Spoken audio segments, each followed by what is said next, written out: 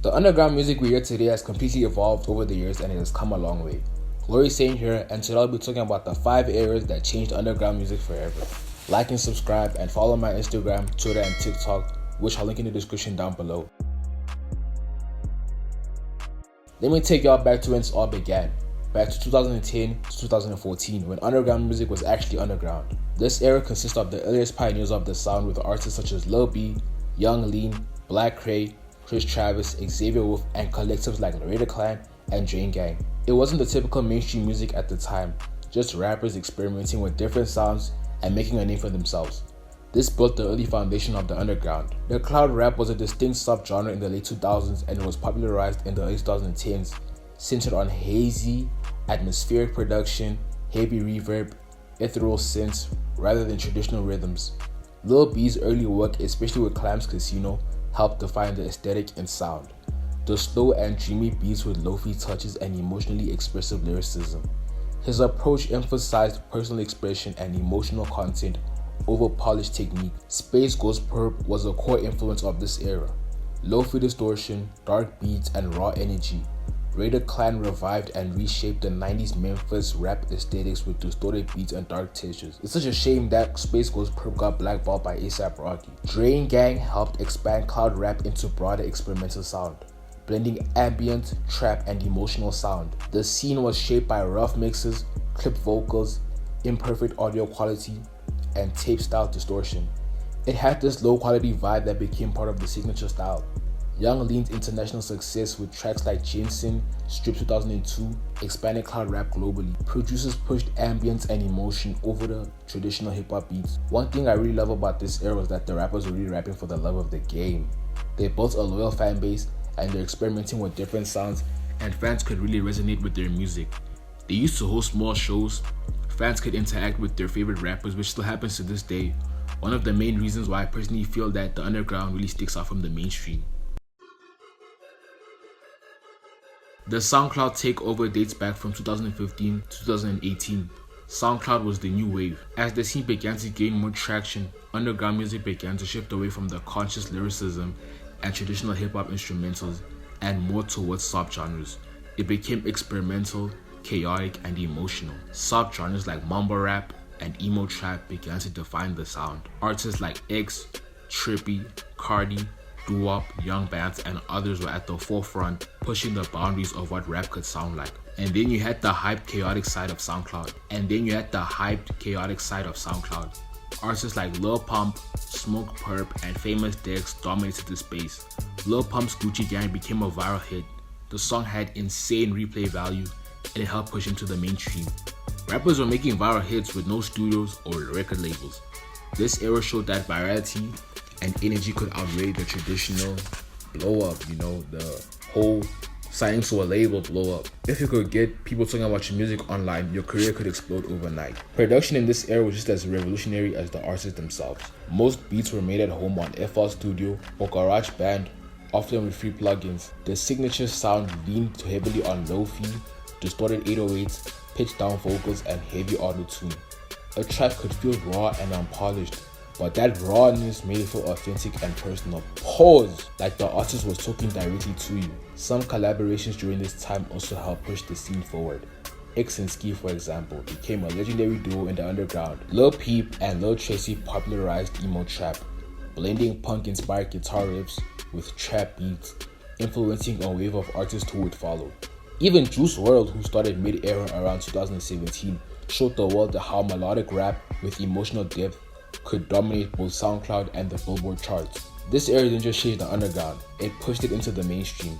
Labels started scouting artists from SoundCloud directly, recognizing that the platform had the next biggest stars. Uzi, X, Trippy, Juice WRLD all started off SoundCloud before hitting the Billboard charts, proving that a loyal fan base and being authentic could outperform traditional promotion. By the time 2018 came around, the SoundCloud era had cemented its influence on hip-hop and internet culture.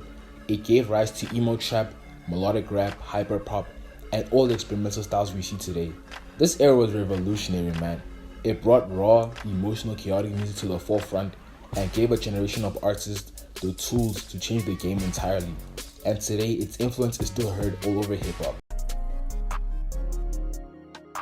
After the chaotic explosion of the SoundCloud era, the underground started evolving again around 2018 to 2019, and a new sound emerged, what people now call the plug era. This era was all about vibe and groove in the music, where SoundCloud rap thrived on raw emotion, distorted vocals and high energy.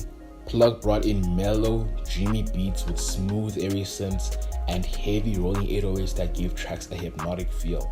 The name Plug came from the producers who were making these beats, such as Mexico Joe, Desire, and Goyard, for example. Vocally, Plug rappers often leaned into smooth melodic flows with less aggression than the SoundCloud era's mumble rappers, but still with a playful, catchy energy. Hooks were simple and repeated, designed to stick in your head after one listen. It still had that flexing and trap energy, but it was delivered with a chill, almost hypnotic vibe that made the music feel addictive. A new style of plug emerged called plug-and-be, which combined plug production with melodic, dreamy, contemporary R&B synths. These beats had me levitating. I can't make this shit up. The originators of this style were Zangang, Coriolingo, Lil Shine, and obviously Slay World.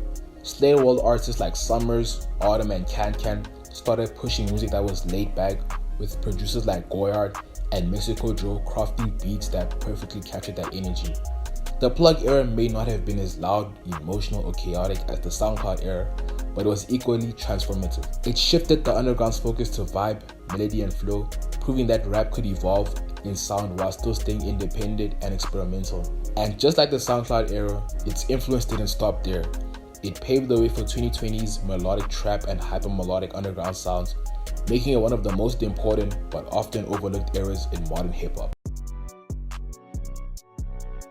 After the hypnotic, melodic vibes of the Plug and Slay World era, the underground evolved again around 2020 to 2022, and that's when the Rage era completely took over. This era was loud, chaotic, and aggressive. It was a new wave of energy in hip-hop, where Plug and Plug-and-be focused on hypnotic melodies and chill vibes. Rage was completely different, man, with distorted 808s, screaming hooks, and chaotic flows. One of the biggest pioneers of the sound was Playboi Carti, especially with his 2020 album Whole Lotta Red. Carti took the internet by storm, blending punk-like energy with trap, rage beats, screaming, and unconventional flows. Songs like Stop Breathing and Rockstar made felt like you were in a mosh pit. The energy was so raw and chaotic. The Rage style brought so much attention to different artists and producers. Carti's Opium Collective pushed the sound further, such as Ken and Lone, that defined the Rage era. Artists like Trippie Redd and Soul Fago were also huge in shaping the sound. Trippie brought his melodic yet aggressive emo trap energy, combining screaming vocals with catchy hooks on his song like Mr. Rage featuring Carti. Soul Fago had these high energy flows, brought this fun vibe to the Rage scene with tracks like Off the Map. Other artists like Yeat, Tanner, and Slub 6S, who was still underground at that time, well, I'm talking about Yeat, like he was still underground at the time, embraced this distorted, loud vocals, bass-heavy production, and chaotic ad-libs. Rappers had tracks going viral on TikTok like Yeat, for example, blowing up, and their sounds just went crazy. This TikTok method helped Yeat reach his mainstream level. The problem with this method was anyone could blow up and put their music out there, so there was less originality and it got repetitive. The Rage era proved one thing though: the underground keeps evolving. It moved from the SoundCloud chaos to the Slay World hypnotic melodies to Rage's screaming aggressive energy, showing that hip-hop's underground isn't just music, it's a movement basically. It's just technically a movement. It's constantly evolving.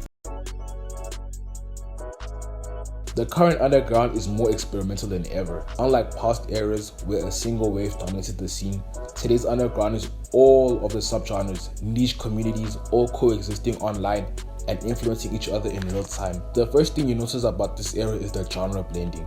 Trap still dominates, but it's been mixed with hyper-melodic, cloud-inspired sounds, experimental rage elements, and even hyper-pop glitchy textures. Some tracks lean into the melodic and hypnotic sound like the Plug era, others hit chaotic and distorted like the Rage era, and some experiment with industrial or emo atmospheres, blending intensity and vulnerability in the same song. There's no strict formula. The underground thrives on fresh new ideas and trending sounds daily. We got good artists in the scene, but we're in a phase where there's just so much clones and the sound is just getting oversaturated. There is no distinct sound anymore. We just got producers experimenting and pushing boundaries and paying homage to literally everything. It's like the old sound mixed with what we have now, which I still enjoy, but it's just evolved over the years. We still got rappers from the previous 2020 to 2022 era, like with Che and Tanner still going crazy, Osamuson and Netspin that just came out of nowhere and blew up in 2023, and Xavier So Based elevating the jerk sound. Too Slimy as well. Man, y'all know I don't fuck with Too Slimy's music, but dude, he's on his own sound or whatever the fuck it's called. The underground has also expanded internationally around the world, particularly in the United Kingdom, with artists such as Lancey, Femi Guerrero, Fake Mink, SD Kid, Len, and YT. There's just so much sounds that you can listen to nowadays. It has evolved over the past years with all these subgenres. It has put many underground rappers on the map, rappers on the verge of becoming mainstream, but they aren't yet. This is why I think the underground has surpassed the mainstream. It's been a long time coming, but it's finally happened. It's way more different from the underground. It's creative and unique. The underground has just been evolving every single year and has just been getting better. The underground used to be categorized for upcoming rappers, but it has slowly turned into a genre. And I absolutely can't wait to see what's going to happen and what new sounds are going to come into the underground scene. Let me know how long y'all have been tapped into the underground scene and what's your favorite era. Hope y'all enjoyed this video. Thanks for watching. Like, comment, subscribe, and share. I'm gonna catch y'all in the next one.